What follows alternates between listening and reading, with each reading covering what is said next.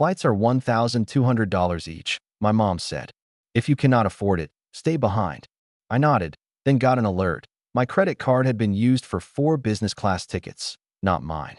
I opened my app, hit dispute all, locked the account. At check-in, my sister texted, "Why is nothing paid for?" I texted back, "What you said, I stayed behind." Then booked my own getaway.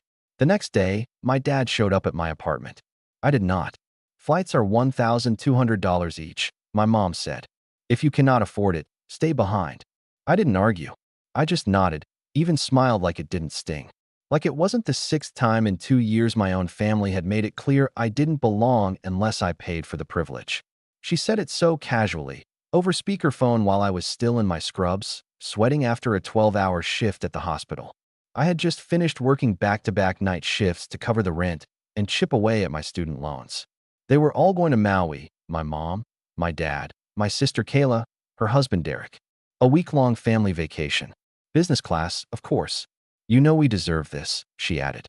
It's been a rough year for everyone. Everyone. As if I wasn't part of that, everyone. As if I hadn't loaned Kayla $2,500 last April when Derek lost his sales job, or covered Dad's medical deductible when his blood pressure spiked and he refused to go to urgent care because of cost. I told her it was fine, that I'd stay behind. And then I went back to cleaning up vomit from a drunk patient who had tried to punch me for suggesting he lay down. But later that night, I got a ping on my phone, an alert from my credit card app, for business class tickets purchased, each for $1,200. My card, not my name. I opened the app. Passenger names: Kayla B., Derek B., Sandra M. Mom, William M. Dad. No, Alex M. No me. I stared at the screen for a full minute. My fingers cold. My heart pounding. They had used my credit card. Again. Without asking. Without telling me. Just assumed I'd cover it like I always do. I didn't even get a window seat out of it. I tapped dispute all. Then I locked the account. An hour later, I was brushing my teeth when my phone buzzed again. A text from Kayla. "Why is nothing paid for? We're at check-in." I wiped the foam from my mouth. Looked at the message. Took a deep breath. Then I typed back, "What you said, I stayed behind." And I did. I stayed behind. But not in the way they expected. I booked my own getaway. Somewhere warmer. Quieter. No family. No obligations. No guilt. The next morning, my phone buzzed again, a call from Dad. I didn't answer. That afternoon, he showed up at my apartment. Knocked like he owned the place. I didn't open the door. It didn't start with the tickets. That was just the cherry on top of a mountain made of broken boundaries and overdraft fees. It started when I was 22 and Kayla borrowed my credit card to buy a dress for her engagement party. A $600 temporary emergency because you work in healthcare and don't even dress up, so it's not like you'll notice. She promised to pay me back by the end of the month. She never did. Then it was Dad asking me to co-sign a loan so they could renovate their kitchen. "It's not even for us," he said. "It's for resale value. One day you'll inherit it." Spoiler: the house was refinanced twice, and they used the money to pay off Derek's second failed business. I was working 50-plus hour weeks at the time, barely keeping my head above water. And somehow, I was still the family ATM. The dependable one. The nurse with a steady job, the unmarried one with no kids, the one who should pitch in because family supports each other. But it was never mutual. When I got pneumonia last winter from working through flu season and asked Mom to bring me soup, she said, "I can't, sweetheart. I promised Kayla I'd watch the kids while she gets her nails done." You understand. I always understood. When Derek crashed my car, the car I let him borrow while his was in the shop, my insurance premium doubled. He didn't even say sorry. Just shrugged and said, "That's what insurance is for, right?" They drained me slowly, drip by drip, until I didn't even feel it anymore. Like boiling a frog. I was the frog. Until the week before the Hawaii trip. That was the real fuse. I was finishing a night shift when Kayla texted, "Can you move your payday up? Mom wants to book hotels, and we're short." "What payday?" I wasn't even invited. I sent back, "Short for what?" She replied with a gif of hula dancers and the words, "Family trip, desert island, hibiscus, woman dancing, light skin tone." I called Mom. "Kayla said you need help with hotels?" I asked, trying to stay neutral. "Oh, sweetie, don't worry about that," she chirped. "Everything's already booked. We just needed a bit of a cushion to upgrade to business class. You know how bad Derek's knees are." Wait, you're asking me to cover the upgrade for a trip I'm not even on. Silence. Then the tone changed. Look, Alex, if you wanted to come, you could have said something. But the flights are $1,200 each. If you can't afford that, then maybe it's best you sit this one out. No hard feelings. She said it like I was a burden. Like my very existence was an inconvenience to their luxury itinerary. I didn't argue. Just hung up. Quiet. Calm. Numb. Then came the notification. My card used for 4 business class tickets. That's when the numbness broke. All the sacrifices.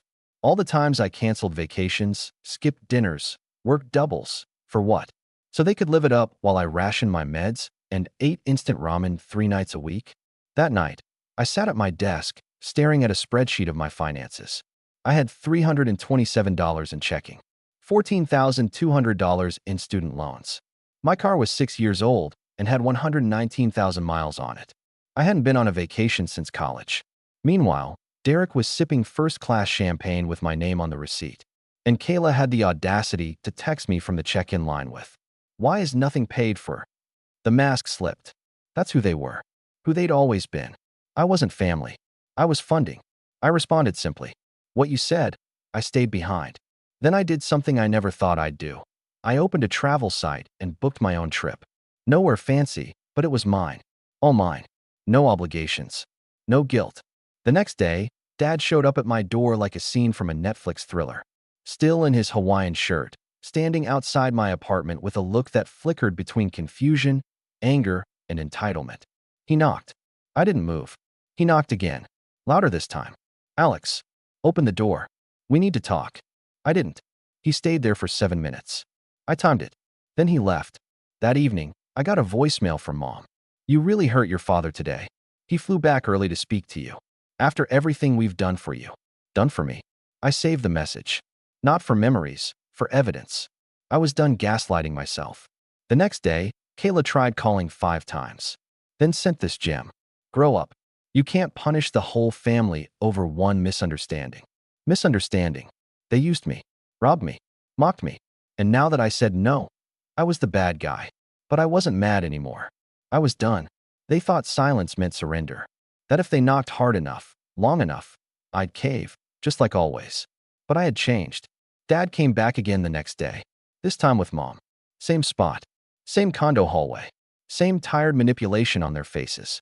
I didn't open the door. That night, the texts started flooding in. From Kayla. "You are being completely unfair. We needed that upgrade. Derek's knees swell when he flies economy.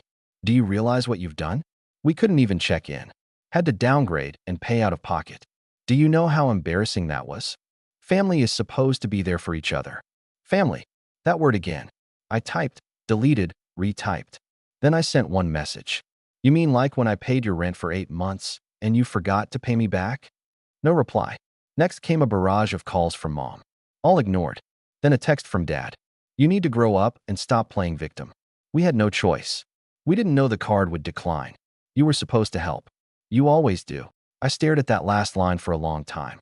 "You were supposed to help." Like I was a family employee whose absence constituted workplace misconduct. I didn't reply, but I wasn't done. Because they thought this was just a phase. A tantrum. That I'd get over it like I always did. But this time was different. This time I was angry. Not just emotionally hurt. Logistically, financially, physically exhausted from years of propping up a system where I was the silent donor. So I did what they never expected. I sat down and wrote an invoice. $600. Dress for Kayla's engagement, never repaid. $2,500. Loan to Kayla and Derek during his unemployment. $800. Dad's MRI deductible out of pocket. $420. Groceries Mom forgot to Venmo back for. $1,200 X4 for business class tickets to Hawaii charged without consent. $150. Interest and fees on late credit payment caused by above. Total outstanding balance, $7,870. Then I emailed it to the family group chat. Subject: reimbursement request for unauthorized charges and past support. Body: per your belief that family should be there for each other, please see the attached breakdown of financial support I have extended over the past 24 months. As of July 1st, I will no longer be subsidizing family expenses. Full repayment expected within 30 business days. After that, I'll be submitting formal reports to my credit provider regarding unauthorized use of my financial credentials. No further financial interaction will be permitted moving forward. The group chat exploded. Kayla, are you serious? What kind of person sends an invoice to their own family? Mom, this is hurtful and unnecessary, Alex. You're making things worse. Dad, we raised you better than this. That line, that was the final spark. Because the truth was, they didn't raise me. I raised myself, between extra shifts, unpaid debts, and being the default safety net for everyone else's irresponsibility. I replied with the facts. You didn't raise me. I was overwhelmed by the imbalance in our relationship. And I let you. But not anymore. Then I blocked Kayla. I left Dad and Mom unblocked, out of sheer curiosity for how deep the delusion could go. Turns out, very deep. The next night, they showed up in person again. I saw them through the peephole. Dad looked stiff. Mom clutched some papers, probably receipts and excuses. I opened the door. You need to talk to us, Mom said, voice trembling. No, I really don't, I replied calmly. Dad stepped forward. This stunt, freezing the credit, the invoice, it's spiteful, Alex. We're your family. And you used my name and card to buy flights. I snapped. That's not family. That was a serious breach of trust. We didn't think it'd be an issue. Mom cried. You always help. Because you trained me to. I cut in. Since I was 22, you've treated me like a walking debit card. I helped because I was taught that saying no meant I was a bad son. But I'm done being the good son. Don't talk to your mother like that, Dad growled. No, don't talk to me like I owe you something. I shot back. I worked double shifts while Kayla and Derek used my money to sip mimosas at LAX. I helped pay your hospital bills while you called me selfish behind my back. He stepped forward. You think this makes you strong? Turning your back on family. No, I said. But it makes me free. I closed the door in their faces. Not slammed. Just firm. Deliberate. With finality. They didn't knock again. Later that night, I got a voicemail from Mom. A quiet, defeated voice. I don't know who you are anymore. And for the first time in my life, I smiled at those words. Because I wasn't the person they used to walk all over. After I closed the door in my father's face, the silence that followed wasn't peaceful. It was surgical, precise, final. No more banging on the door. No more guilt-laced voicemails. Just a vacuum where their control used to live. For 2 days, nothing. Not a word from any of them. I half expected the cold shoulder to last forever. Then came the panic.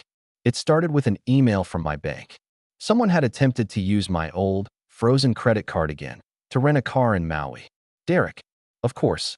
I called the fraud department. They confirmed the attempted charge matched his ID info. Would you like to press charges? They asked. I didn't. Yet. But I had them document everything and emailed the report to myself, subject line, evidence in case they escalate. Later that night, I received a text from an unknown number. We're stranded. Are you seriously going to leave your family like this? After all we've done for you. Kayla. I stared at it for a long time. What had they done for me, really? Besides take? I didn't reply. Just screenshotted it and filed it in the new folder I'd made. Family. Patterns I won't repeat. A few days passed. Then something truly bizarre happened. I got a message on Facebook from Marissa. Yes, that Marissa. Derek's ex-wife. We hadn't spoken in years. Last I heard, she moved across the country after their divorce and started over. She was always too smart for him. A lawyer with bite, ambition, and an allergy to nonsense. Her message was simple. Hey Alex, sorry to pop in like this, but you might want to talk. I replied, this about Derek? She sent a thumbs up, and then a file, a PDF. I hesitated for a second, then opened it. Inside, screenshots, bank transfers, a paper trail. Apparently, Derek had been rerouting funds from a joint family account Mom and Dad gave him access to for emergencies. He was gambling again. Crypto this time. High risk, low IQ. It got worse. In the screenshots, there were emails. One from Mom, begging Marissa to please not report anything. Another from Dad saying, we'll fix this. Alex doesn't need to know. They knew. They all knew. They hid it from me because they were scared I'd cut them off before I actually did. The plane tickets were just the tip of the iceberg. They had been bleeding me dry to cover up Derek's financial mess. I called Marissa immediately. She picked up on the second ring. I wasn't sure you'd even want to talk, she said. But I couldn't keep watching from the sidelines. I know how they used to treat you. I asked why she was sending this now. She paused. Because you're finally doing what I should have done years ago. Walking away. And I thought you deserved to know the truth. That night, I printed every page, every transfer, every shady message. I stapled them together and walked them to my desk. And for the first time in years, I slept with the window open, breeze in my room, no anxiety buzzing in my chest. The next morning, I got a call from an unknown number. I let it go to voicemail. It was Dad. His voice was low, not angry, strained. Alex, I don't know what to say. Your mother is sick with stress. Kayla's not eating. Derek, he's not doing well. We made mistakes, sure, but you've made your point. I'm asking, man to man, can we please talk? I typed one sentence and texted it back. You're not entitled to grace you never earned. That week, I sent the invoice again, this time with Marissa's files attached as addendum A, supplemental evidence. I copied Aunt Linda and, just for fun, forwarded a redacted version to Dad's employer's HR department, anonymously. A few days later, I got an alert. Dad was no longer listed on the company's site. I didn't celebrate. I wasn't angry, just detached. Meanwhile, my life, it bloomed. I enrolled in therapy. Real, in-person sessions. I took long walks, bought a bike, cooked something new every weekend. Started seeing a woman I met at the hospital cafeteria, Leah. Soft-spoken, curious, no idea who my family was. And I told her about them, about me, about the version of myself I was finally building, without them. One afternoon, Leah and I sat on my couch, reviewing a local hiking trail. She pointed to one and smiled. Want to go next weekend? And for the first time in years, I didn't have to check my bank account. I just said, yes. Weeks later, I got one last letter. Handwritten. No return address. I recognized the handwriting. Kayla. 5 pages of manipulation masquerading as apology. We all make mistakes. You took it too far. Mom cries every day. You've turned your back on blood. At the end, she wrote, we're family. Nothing changes that. And I realized, she was right. We are family. That's what makes this even worse. Because it wasn't strangers who stole from me. It was the people who knew me best and still did it anyway. I folded the letter, placed it on top of the Marissa file, and locked them both in a drawer. The night before my birthday, I got a card in the mail. Simple. No signature. Just 3 words. I see you. It was from Marissa. And in that moment, I smiled. Because someone finally did. It's been 6 months since I slammed the door on my past. 6 months since I stopped apologizing for saying no. 6 months since I finally looked at myself in the mirror and didn't see a walking wallet, but a man, whole and untethered. I used to think closure meant they'd come to me, heads bowed, tears in their eyes, offering apologies and redemption. But closure wasn't their job. It was mine. 3 weeks ago, I ran into my mother. Total accident. I was grabbing my morning espresso at a quiet downtown cafe, still half asleep, earbuds in, hoodie up. Then her voice. Alex. I looked up, and there she was. Smaller than I remembered. Not just in stature, in presence. Like time had shrunk her. She smiled like nothing ever happened. Like we didn't go to war with silence and invoices. Can we sit? We sat. She talked first. Rambling. No real apologies. Just memory revision. We were just trying to hold things together. We didn't realize how much you were carrying. If we could go back, maybe we'd do some things differently. No ownership. No mention of the fraud. No word about Derek trying to use my credit again. No accountability for Kayla's venom. Just an emotional dress rehearsal where I was supposed to play the forgiving son. But I was done with that role. Then came the inevitable. Do you hate us now? I didn't flinch. No, I said. But I don't owe you anything anymore. She blinked. But we're family. That's not an argument. I replied. That's an excuse. She reached into her purse and handed me an envelope. Stood up. Said she hoped I'd come back to them someday. I told her calmly. I already did. To tell you I'm not coming back. When she left, I opened the envelope. A check.